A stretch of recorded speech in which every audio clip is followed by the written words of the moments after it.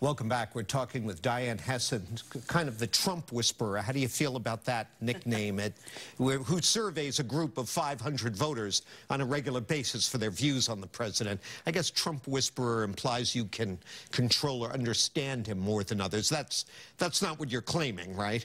No, I'm not really sure I would claim victory on understanding Trump, but I am trying to dissociate Trump from the people who voted for him, who are very diverse and have really, really interesting points of view and different reasons that they supported him to begin with. Well, in your most recent go-round with these voters, and you wrote this up in your most recent Boston Globe op-ed piece, you ran down a list of most mentioned candidates for president in 2020.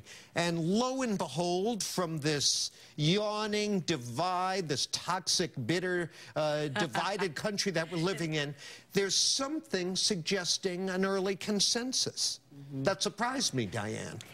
Yeah, it surprised me too. So basically, a huge number of Democrats and even many moderate Republicans all felt very positive and willing to vote today for one of all the candidates that I sent them, and that was Joe Biden.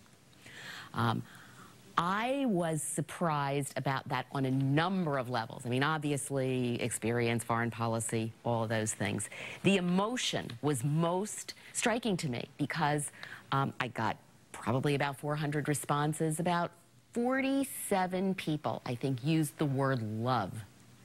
They talked about how much they respect the man. They talked about words like compassionate and everything. That is very emotional in terms of how they feel about him. All right, what about conservatives? What about the Trump base? Yeah. How do they feel about Biden? Yeah, so here's the language. I'd give him a shake. I'd watch the debates and see what I thought about him. I could live with him. I gave them a list of 10 candidates. One person who's an ardent Trump supporter said to me, if Biden were the president, that would be fine as long as it wasn't any of the others that you sent to me. Wow. Yeah. So he, in their minds, at least some of these voters, is separated from what they hate so viscerally about the Democratic Party.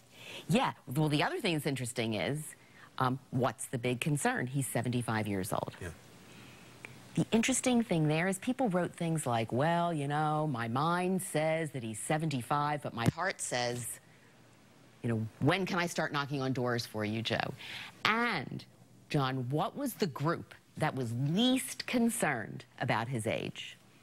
Millennials. And in general, voters under the age of 35. I mean, I asked them about it when they wrote about Biden, and people would say things to me like, that's interesting. I never really thought about his age.